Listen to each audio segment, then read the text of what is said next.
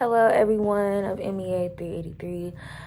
Just a quick disclaimer, if you hear a lot of background noise, it's a kid party going on outside, so just beware of that. I am currently in the quietest room in the house, so yeah. All right. Within my research for quiz one, the topic that I chose was technology and the birth of the recording industry. This is something that I am trying to get my foot in this specific sector of the entertainment industry. So I was like, let me go ahead and do some research on it. I was looking on the database for USM and I didn't really find much. So I kind of went to my best friend Google and I found a few articles. The first one, it basically was just giving me a timeline of like the start of sound and how it evolved into different devices and technology of that sort.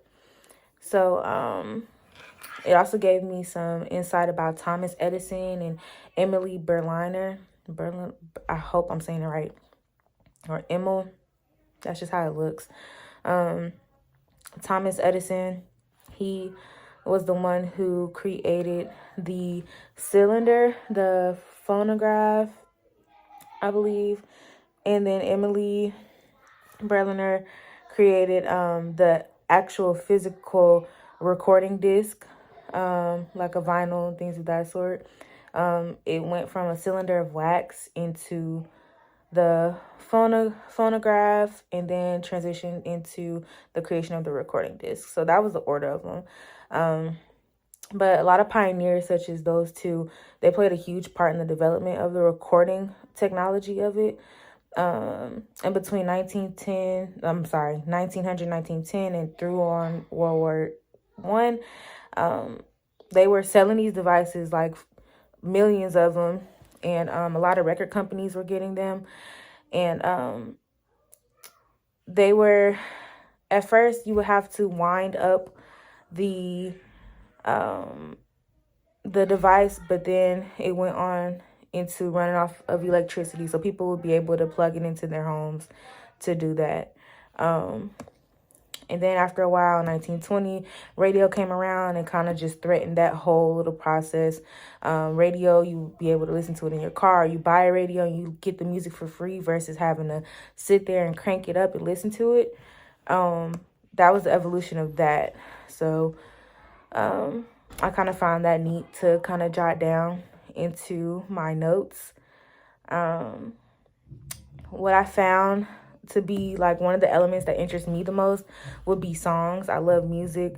It's music playing outside right now. I'm trying so hard to just, but I love music, and so I wanted to learn more about songs and different genres of it. The one that came up the most when I was doing my research was jazz. This isn't a genre that I personally listen to a lot, but I've heard about it. Some things I didn't know was that jazz was spelled JASS originally and then changed into JASS afterwards because it sounded too close to the word ass.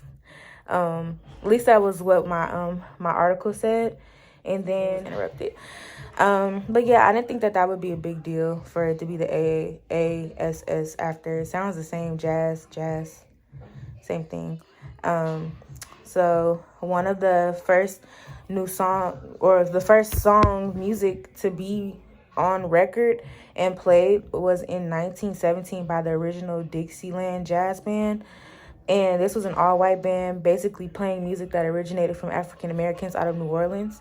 And so it was a kind of big dispute in the beginning of that. They were signed to Victor record label, and yeah, it was big at first because it was like they kind of copied them, and then they offered the originator, his name was Freddie Keppert.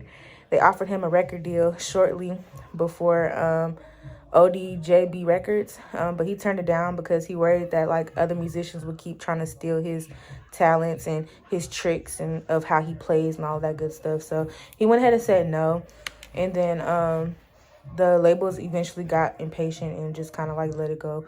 But yeah, that was one of the things that I found most interesting about my research. I hope it all made sense. I know this video was kind of quick. I tried to talk quick to keep it under 5 minutes, but still answer everything thoroughly.